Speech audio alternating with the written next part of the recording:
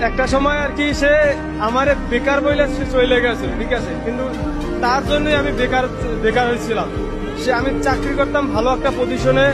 2022 সালে আমি একটা কোম্পানিতে চাকরি করতাম। ওই সময় আমার স্যালারি ছিল 25,000 টাকা। পরে সে বলতো যে তুমি চাকরি করো, দূরে থাকো, আমার থাকতে সমস্যা হয়, তুমি চলে আসো। পরে আমি চলে গেছি। চলে যাওয়ার পর পরবর্তীতে সে বলতে তুমি বেকার, তোমার আবার ফ্যামিলি পছন্দ করবে না, এইসব অজুহাত দেখা তারপর সে চলে যায়।